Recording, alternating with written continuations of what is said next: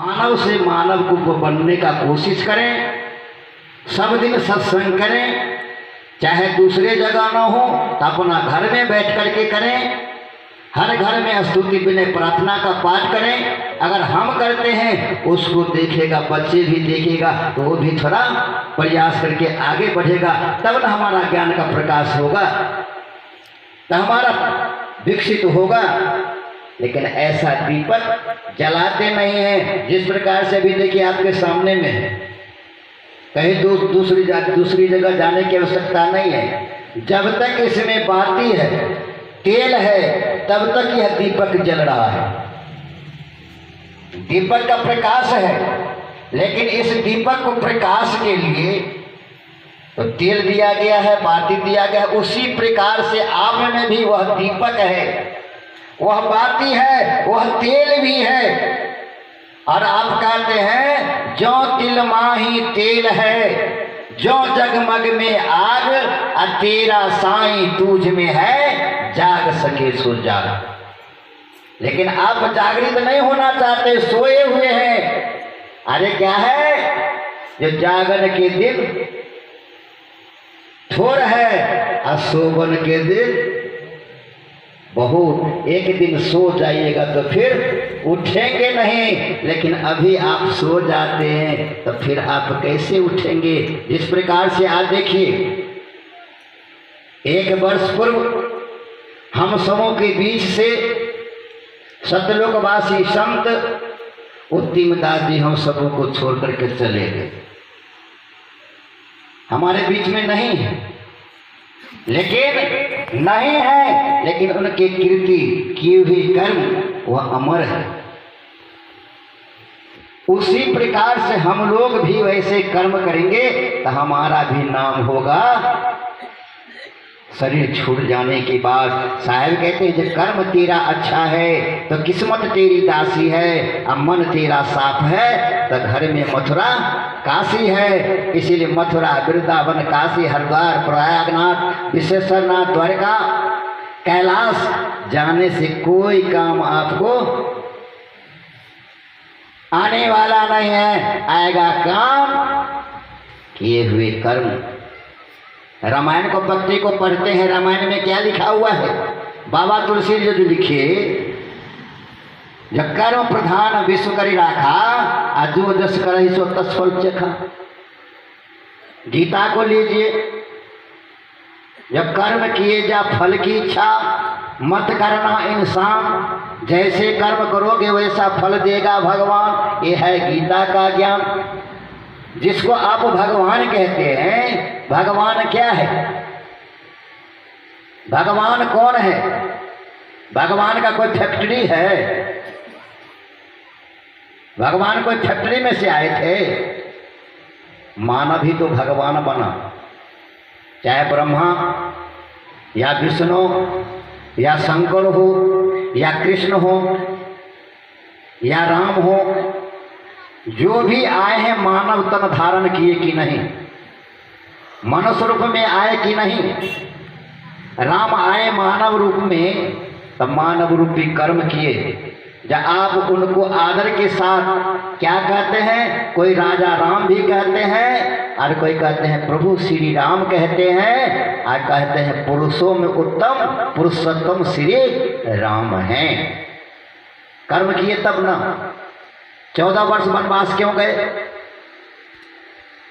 सीता का स्वयंवर जो हुआ, वो धनुष यज्ञ क्यों किया गया? जब सीता जो है स्वयं अपने हाथों से शिव धनुष को उठा ली थी, तो स्वयंवर करने की क्या आवश्यकता थी?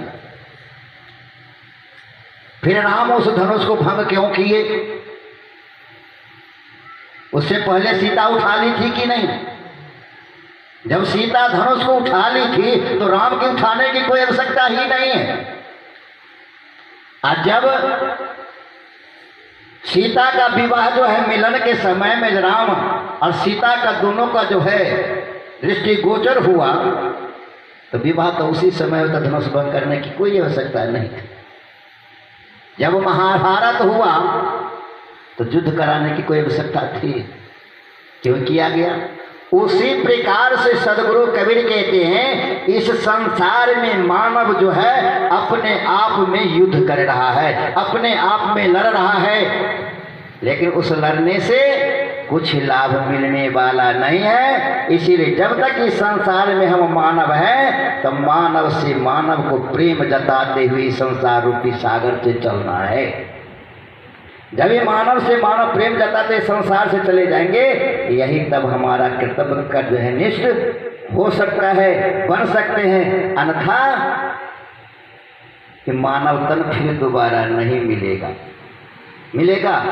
इसीलिए साहब कहते हैं लक्ष्य 84 भरम के पांव पर अटका आए, एम की पासा फिर गया तो पुनः 84 में जाओ। सदगुरु कबीर कहता फिर 84 में तुम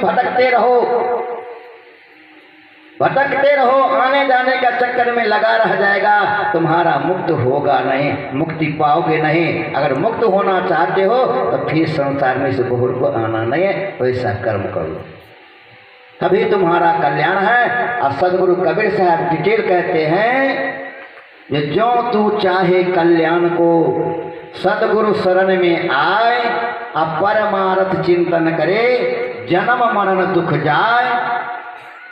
क्या कर रहे हैं? जो तू चाहे कल्याण को, तो कौन सदगुरु के, सच्चे सदगुरु के शरण में जाने से हमारा सदगति मोक्ष मिल सकता है। अन्यथा अगर सच्चे सदगुरु नहीं मिलेंगे तो बार बार हमको भटका खाना पड़ेगा, क्योंकि सही मार्ग नहीं मिलता है। सही दिशा हमको नहीं मिलने के कारण, अगर सही दिशा मिल जाएगा, जिस दिन सच्चे सदगुरु मिल जाएंगे तो हम भटका क्यों खाएंगे। जिस प्रकार से हम लोग जिस संत हैं उसमें भी कौन कहते हैं, जो हम कबीर पंथी हैं। पंथ का क्या अर्थ होता है? रास्ता। पंथ माने होता है रास्ता। जब उस रास्ते को हमने पकड़ लिया तब फिर एको आमो द्वितीय नास्तिक, रावण का वाणी है, रावण कह थे नहीं, जो एकम अहम द्वितीय नास्तिक भूतो न भविष्यति, जो भूतकाल और भविष्य जो आने वाला है समय, जो व्यतीत हो गया उसको छोड़ दो, जो आने वाला है तुम उसको पकड़ लो, लेकिन उसको तुम पकड़ोगे नहीं। पकड़ते हो किसको? जब व्यतीत हो गया उसी को नहीं।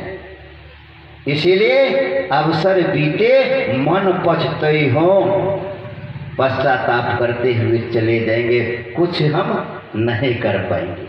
इसीलिए हम लोग सार्थक यथार्थ की ओर आ जाएं। जिन सदगुरु के द्वारा है उनके शब्द वाणी को ग्रहण करके अपने जीवन पर उतार करके एक को जाने, एक को माने, एक की पूजा करें, एक गुरु को जाने और जो करे सो, जो करे सो पूजा। कौन चीज का पूजा? आत्मा का पूजा, गुरु के पूजा, माता पिता की सेवा। हेलो, तो चलिए अब सारा आरती का सामग्री आ चुका है। इतने ही सब वाणियों के साथ में अपने वाणी को विराम लेते हैं और एक अंतिम समय में